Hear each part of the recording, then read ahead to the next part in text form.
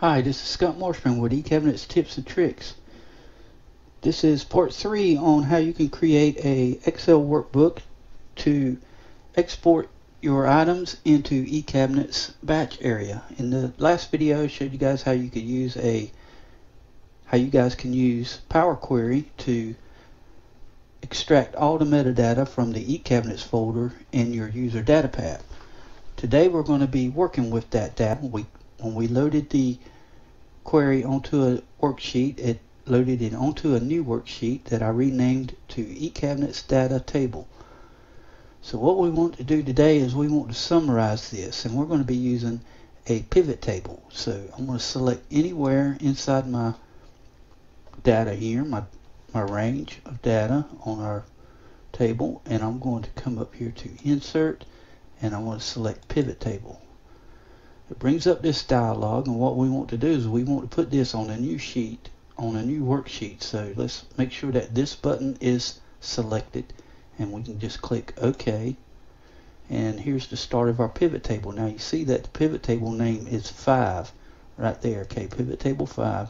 I want to right click inside this area right here, and I want to go to pivot table options, and I can rename that. So I'm going to rename it eCabinets Data PT for pivot table. So that's how you rename your pivot table. I'm going to click OK. What we need to do now is start building this table. I'm going to come over here to name and click on it and drag it down here in the rows column. Okay, and this is a list of all the cabinet names. This is a list of all the item names that we have in our eCabinet Systems folder for all our different types. Okay, let's go ahead and select type now. I want to use that as a filter. I want to drag it down here in filters, and I'm also going to be filtering by directory, so I'm going to put that right under the type. And you see I added 2 new rows up here. We got the type and the directory. Right now it says all. Okay, we can use these in the pivot table here. We can select assembly, click OK, and you see that now we got the type is assembly, and it lists all the assemblies that we have in our assembly folder. Now if we filter right here, we can select the different directories that we have for our assemblies. So if I just select one right here and click OK, you see that we got one in here, but there's nothing in that particular directory, so it's not showing anything under the name. Also, you notice here we got row labels and we got grand total. Well, we don't want to see the grand total or subtotals because we're not dealing with any numbers. So let's come up here to design, and I want to go to subtotals, select that, and I want to click on do not show subtotals, and grand totals I want to make sure that I click on off for rows and columns, and you can see how that went away.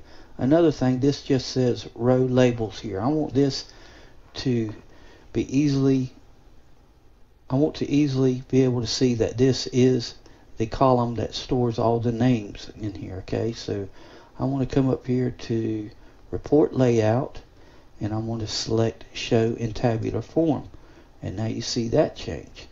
The next thing we want to do is make it easy to filter down through all this stuff by using some slicers. If I select my filters here and select all, it's going to show all of both of these again. So there's everything right there. I want to come up here to select inside my table here, and we can go to Analyze, and we can insert a slicer. Okay, so we're going to insert a slicer, and it brings up this dialog. I'm going to select the type and the directory. That's going to give us two slicers to work with. Okay, so I'm just going to move these over here out of the way for now, and I want to show you some different settings that you can use for your slicers. I got this one selected here. I'm going to hold down my shift key or control key, either one, and select inside this slicer.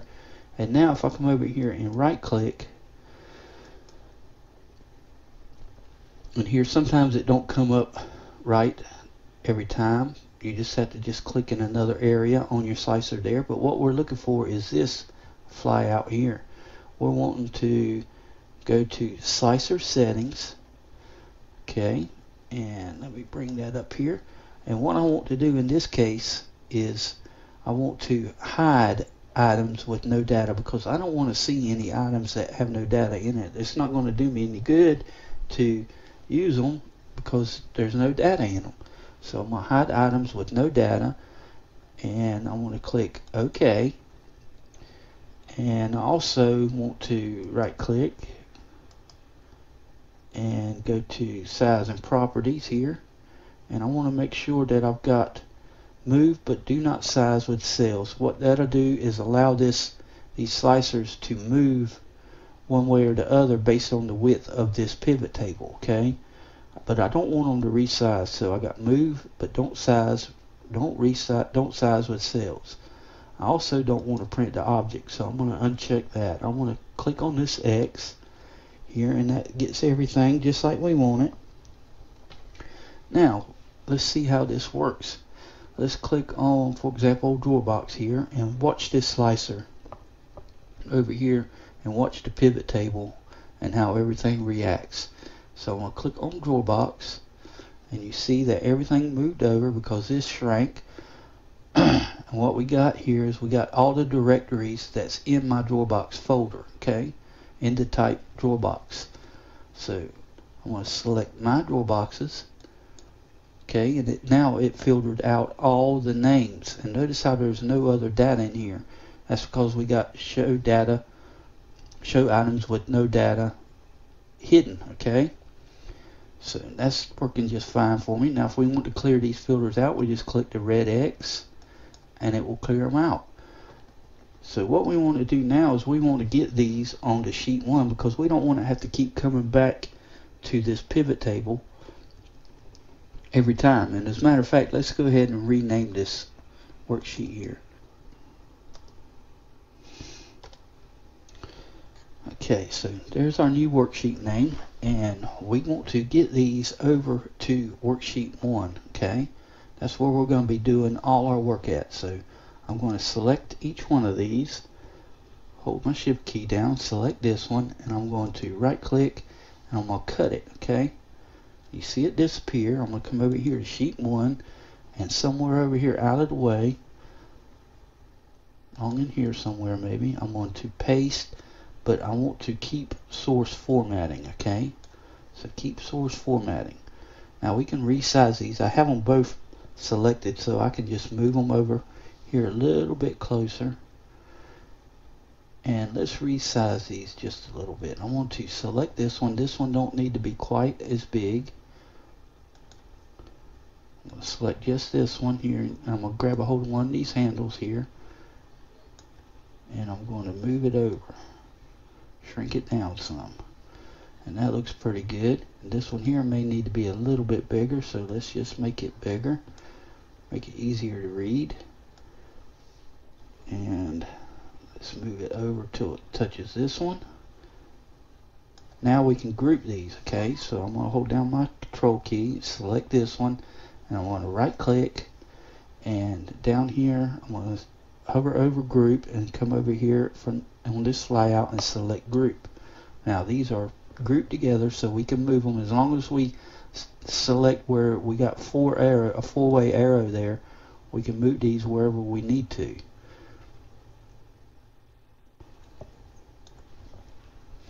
And that's going to wrap it up for this video, guys. In the next video, we're going to come back into our pivot table, and we're going to be creating some name ranges. We're going to create a dynamic name range for our name here, and we're going to just create some static name ranges for our directory and our type. Okay, and that's going to allow us to create some data validation drop-down list in sheet 1 to select our name and our directory and our type. So make sure you're subscribed to my channel, and don't forget to click on that bell icon so you can be notified every time I upload a new video. As always, thank you for watching, and have a good day.